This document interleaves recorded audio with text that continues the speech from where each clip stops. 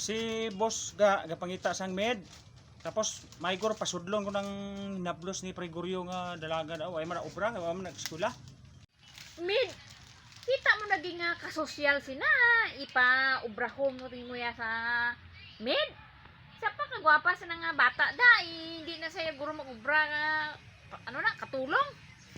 Ti nagligad nga adlaw naglabay ko to gihambalan niya man ko nga basi may ubra ko, hambala ko kay maubra ko. Ti basi maubra saya. Ati hambalon mo eh. Lagi na, abalong sa bala. Ano yang gwapa niya, magkakaon na siya. A few moments later.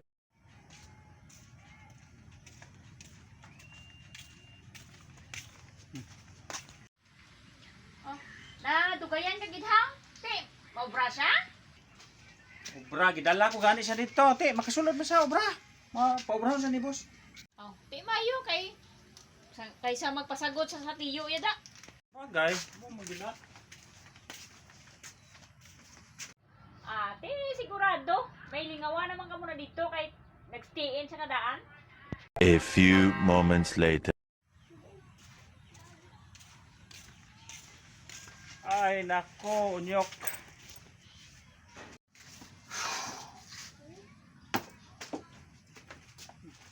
Oh, nanapuli ka, ang dala mo ng mga bayo mo ha? Gipahalin ko ni boss. Sige siya ugta sa gipasulod ko nga timbang. Kay tamaran ko no kayo. Nan, kagihambalan ta nagiging nga kasosyal sa nangadaan nga bata. Napahama ka pa, kay kagwapa sa nangadaan nga bata mo. Siyempre, why na sa ubra kay tamad mo. Nga ikaw gibasol ha, kay siya man ang gaubra. Kay isa pa nga ikaw gipahalin, kay siya man ang tamaran. Ako gani gipahalin kay sige siya gumod-gumod. Sige ha. Inang gipasulod mo rin nga timbang, pati ka tamad-tamad. Tingko ko labot boss kung tamad na sa kay importante ka pasulod man lang ko. Siling niya ilisi na. Ti, siling ko nga. O sige boss. Ti amo to ilisa, isulod ako sa kwarto. Ti nagpalag ang bahay pagguwa na kon. Naman ko siya nagano ka sa kwarto sa mga bahay. Tingko hambal mo mag boss nga ilisan siya ti, ilisan ko siya. Ti amo to Ay, yung bot na lang sa imo Ang ginamina ni boss mo nga ilisan, islan mo siya. Hindi kay, di pa ilisan mo. Nalo man ni siya yaman. Giislan ko gani. Ihambal man yung boss nga ilisan ti, giilisan ko sa dito.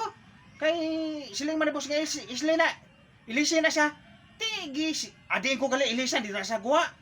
Kay mga bahay man na, ti dito ko ilisan sa kwarto.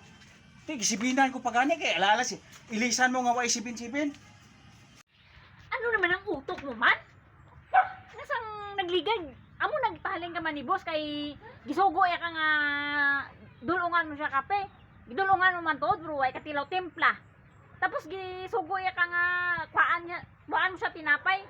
Gikuaan mo siya, pero bit-bit mo lang. Di isang ulihi nga sugo, gihambalan niya ka nga dason ganiha kung isugo ko simo, isulod mo sa platito.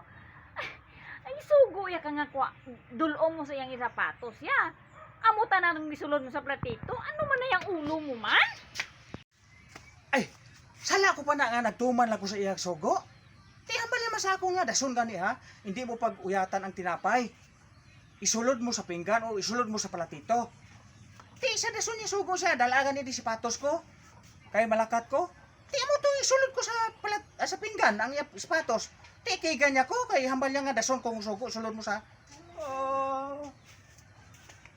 Ay, ang buta lagi si imo. Matinumanon ka man tuod, bro. Ano klase ng pinsar ang imo man? Matinumanon, pero balingag.